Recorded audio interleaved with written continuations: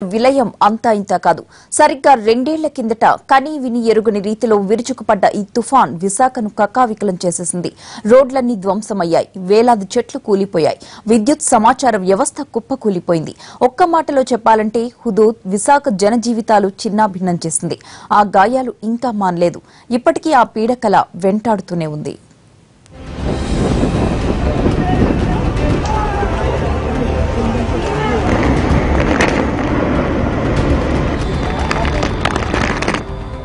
రెండేళ్ల క్రితం సరిగ్గా ఇదే రోజు ప్రళయం ఎలా ఉంటుందో చూశారు ఉత్తరాంధ్ర ప్రజలు. తీవ్ర పెను తుఫాను హుదూద్ శ్రీకాకుళం, విశాఖపట్నం, విజయనగరం, తూర్పుగోదావరి జిల్లాలను అతలాకుతలం చేసింది. ముఖ్యంగా ఏపీ వాణిజ్య రాజధాని విశాఖకు కనీవిని ఎరుగని రీతిలో అంతులేని అపార నష్టాన్ని మిగిల్చింది. అక్టోబర్ 12, 2014 సముద్రపు అలల ఘోష తెలిసిన సాగర తీరం విశాఖ చరిత్రలో దుర్దినం.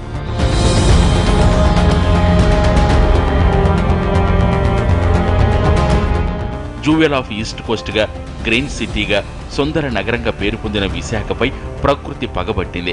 ఎక్కడో అండమాన్ తీరం అవతల పుట్టిన ఓ వాయుగుండం గంట గంటకు బలపడుతూ ప్రచండ రూపం దాల్చింది. గంటకు 230 కిలోమీటర్ల వేగంతో సాగర తీరంపై విరుచుకుపడింది. కొన్ని గంటల పాటు జరిగే ఈ విలయాన్ని, ఆ తర్వాత సంభవించే ఓ భారీ నష్టాన్ని ముందుగానే అంచనా వేసినా ఫలితం లేకపోయింది. సునామీ లాంటి జల విలయం తప్పకపోవచ్చన్న వాతావరణ హెచ్చరికలకు మించి విధ్వంసం సృష్టించింది హుదూద్.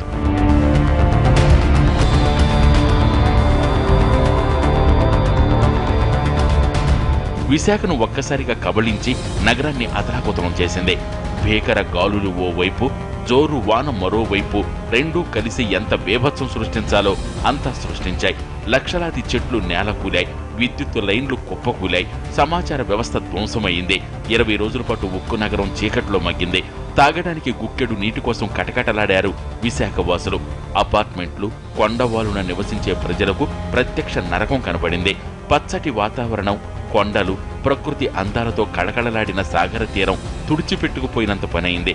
ప్రాణాలు అరచేతిలో పెట్టుకుని క్షణమొక యుగంలా గడిపారు విశాఖ వాసులు.